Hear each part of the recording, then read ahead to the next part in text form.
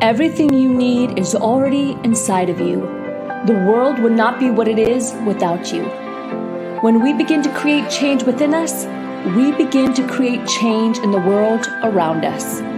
Your journey to becoming your best self as the whole person starts right now.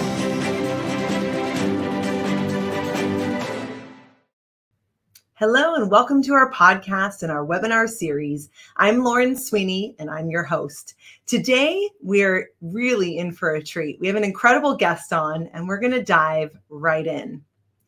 As the founder of JFlinch, Jamie has helped several thousands of purpose-driven leaders craft efficient, resilient organizations of over 300 companies. That's amazing. He has leveraged more than 30 years of experience and helping build over 20 companies.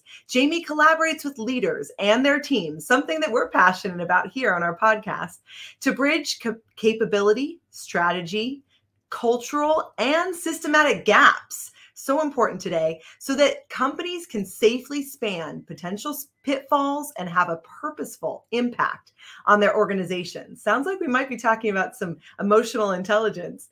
Jamie has helped leaders across a wide variety of spectrums and industries, from healthcare to utilities, technology, consumer products, and just to name a few, Intel, Mars, candy bars, yes, Amazon, Crayola, Fidelity, Whirlpool, and many more. Well, let's dive in and just not focus on the problem, but some problem-solving tools. Jamie, welcome to the podcast. Thank you very much for having me. I saw you nodding your head backstage when I talked about emotional intelligence. Yep, powerful skill, especially in the face of problem solving, just to power through sometimes. I love that. So tell me how you got involved, or did you always have a brain for strategy, even as a little kid? Did you always think you'd go into this kind of work, or did you kind of fall into it? A little bit of both. I think I was always asking big questions and looking at tough challenges, and would sometimes, I had a knack for finding new ways through problems, and so that's more in retrospect. I wouldn't say that gave me insight to where I would end up, but that took me into projects and initiatives inside larger organizations, which then started shaping how I spent most of my professional life. I love that. So where do you start with a company? Does a company come to you when they're having a hard time, or of course, I'm sure it's better if they come to you beforehand, and maybe all in between. But let's say I'm a CEO of an organization listening, or I'm a leader in a company, perhaps I'm an entrepreneur. Talk to me about kind of some first steps.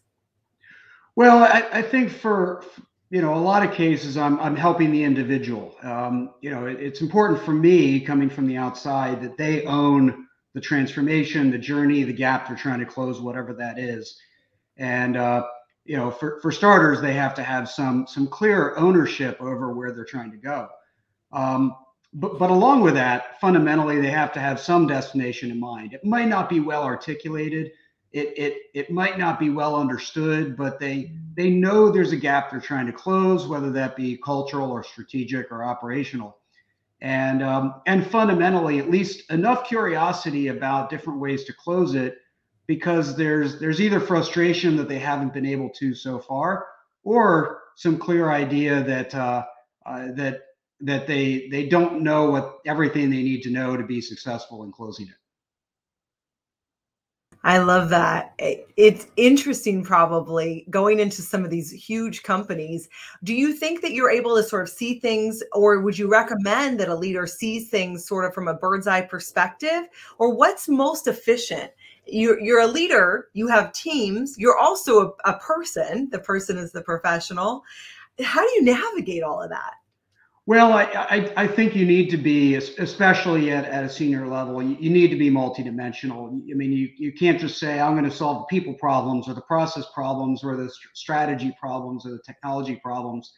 You need to see how all those things fit together. So, you need to have a fairly deep curiosity about cause and effect to see systematic impacts and how things interact with each other. Technology doesn't exist without people, and in most cases, people don't exist without technology in organizations as just one one place. And so you need a bird's eye view, but you also, in order to see the wide aperture of impact, but you also need to get into the weeds. You need to get into the details, because it's often the fine threads and the micro leverage points that we're looking for to find impact. And so we can't float at a bird's eye view. We might start there, but we ultimately need to get into and find leverage. Yeah, absolutely. What is something that you do? Just you're working with companies. I know you drove 5 hours this morning, just coming back from an event. What is something you do for yourself to kind of practice what you preach, so to speak, to your executives that you're working with? Keep yourself kind of sane. Well, I think there's a couple of things. So at a more micro level, as I do coaching with individual leaders, I always make sure that I have at a minimum a 50-minute meeting window. So I never go into a meeting rushed. I'm always walking into a conversation knowing what my purpose is, knowing my intent, being clean and clear from whatever I was already covering. And so that's a tactical thing, but it's super important for me that I'm not walking into a meeting with a leader or logging into a meeting with a leader without a clear mind, without a focused mind. On a bigger scale, this is one of the reasons that I write. Writing for me helps me process, big picture questions and think through. There'd be numerous times back when I used to write a column where, I'd have tough questions from clients and I'd go write a column about it, just because that would force me to think about it more deeply. And so reflection and writing and carving out some white space to think about big questions is also pretty important for my process of just being able to allow my more intuitive side of my mind to connect to big challenges. I love that. Sounds like you have a lot of self-awareness. Speaking of EQ, I've developed it over time. I'm not going to say it came natural to me, but yes, definitely developing awareness, self-awareness about what works, and emotional intelligence about getting in our own ways has been pretty important in my own growth and development. I love that, because you're then working in self-management, self-awareness first, then you're managing it. You love to write, you love to process that way. Some of us love to process by talking and different ways of processing, but bottom line, we have to process. And even just that small tidbit of saying, I never come in late or rushed, and allowing ourselves that space intentionally seems like a small thing. We'll just schedule 15-minute gaps. Yet I think a lot of us don't process and go, wow, this would be a simple little tweak. And I'm sure there's so many other areas where you see it would be a simple little tweak. If we just made it, we would be able to really have full capacity. Yeah, and I think even little things. I can see on on that side of me, I have these notebooks, and I do advisory work, which is more topic driven, and coaching work, which is more individual leader driven. And I've got a specific notebook for each, and so I open to that tab, and that's all. I don't even need to review my notes. It's really more of a sort of a visceral reconnection to, I'm now going into coaching, and to be extremely mindful of my intent. And in many cases, the leaders that I coach are running from meeting to meeting to meeting. And if I can just be a bit of their, I'll say, sanity and checkpoint, and making sure that I'm available to them, that becomes a pretty big deal in making sure that we're having a useful conversation. I love that, because then when you're your best, you can certainly help others. At least you'll be there to be present. Yeah, and my old work in the past was 3 to 4 weeks a month on a plane, going all over the world, and I'm not sure I was ever at my best in many of those cases. As soon as I'd land somewhere, I'm sort of stressed about the weather and my return flights and where I'm headed next, and do I have a good hotel or a bad hotel, and now that and this was actually my plan for 2020 pre-pandemic, as I started sort of new advisory work, is I needed to get off the road. And so I was already going to be more virtual. but it really has helped. I don't, I have that mental capacity to be clear and present for each and every conversation. I love that. So you've worked with some pretty big companies, and tell me about interesting processes you've been able to really make a shift in, or perhaps something that's been surprising for you. Well, yeah, I think big interesting shifts that come up, not everywhere, but time and time again. I'd say, one is just making coaching as a more regular part of leaders' work. Not receiving coaching, maybe that too, but being a coach and distinguishing being a coach from being a manager, and even distinguishing it from being a teacher. There's many leaders I've worked with that think of themselves first as a coach and a teacher as one word, and we sort of tear those apart, and they realize they are a teacher, but they're not a coach. And then we cultivate that, and that becomes tremendously powerful. I think another, and we were already sort of hinting at this with my own systems, but helping establish more deliberate management systems. Most leaders are aware that they have management systems. They know that that's a thing, but they either assume that they were all purposely designed and they're in place and they're doing what they're supposed to be, or they're just sort of invisible to them, and they kind of know they're there in concept, but have never really examined them.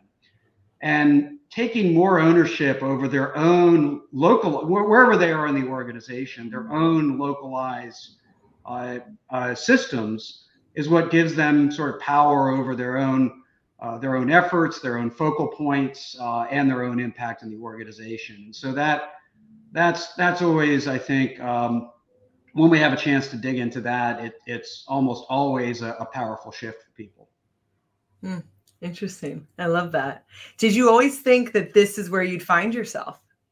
Well, not really. I went to school for engineering initially. In fact, I have 3 engineering degrees. I like to call myself a recovering engineer. But as I, even early on in my career, I had several instances where I'd be doing some more technical work, maybe not physical systems, but developing large scale processes. And every time I'd start to look at that, I would see that the system might be well designed, but the culture is failing us or the leaders are failing us. And so that started my curiosity about those impacts on organizational performance. And ultimately, there are harder problems to solve. I've been saying for more than a couple of decades now that the leadership engagement and the right behaviors of the right culture are 2 of the highest leverage points organizations can find. And they're very, very hard problems, which is, I haven't cracked, I've gotten better at it, but still haven't solved it in a way that I can stop working on it. So very, very hard problems. And so I love hard problems. And so that I'll say curiosity led me to kind of keep peeling that back and getting more and more curious about making an impact there.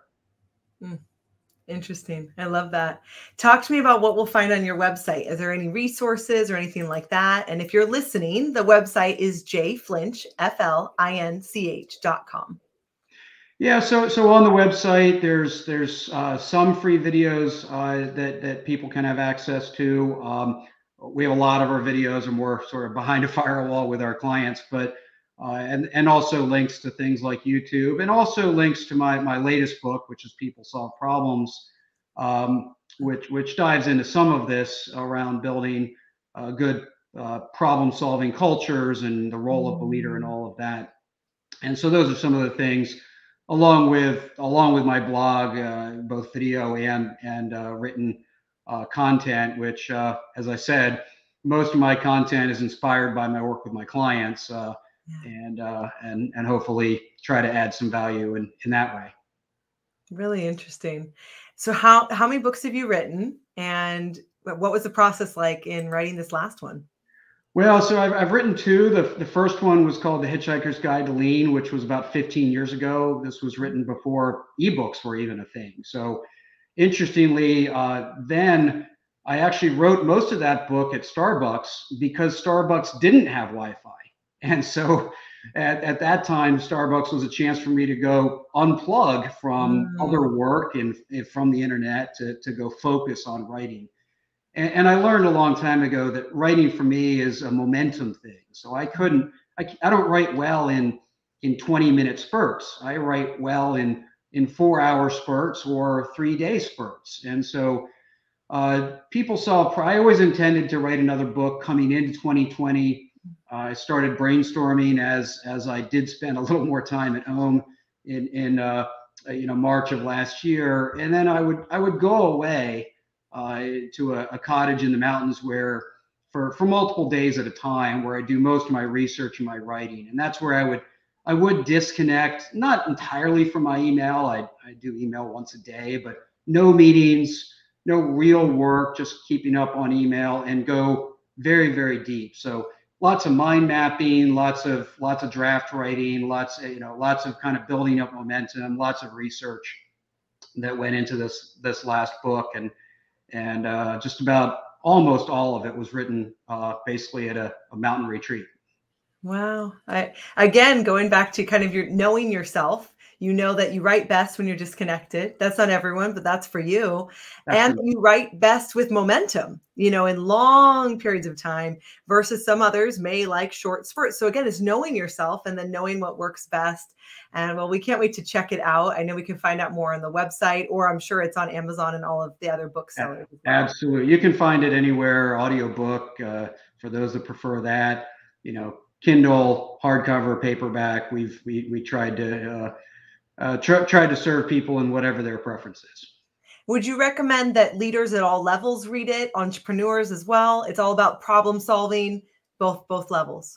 Yeah, so I wrote this for leaders who want to build, resilient organizations, especially ones that scale, which is often the challenge. And whether that's scaling from $1 billion to several billion, or from startup concept to something. I actually teach and coach entrepreneurship to students, undergraduate students at Lehigh, and work with multi-billion-dollar organizations. And so really leaders that want to build strength in their organization through everyday problem solving, that's really who I wrote this for. And I even had a friend who read it recently, and he said he was expecting a bunch of wonky lean stuff, knowing me, and then he found out it was really accessible for him and his 30-person company. So that was perhaps one of my favorite quotes about the accessibility of the book, which was a goal of mine.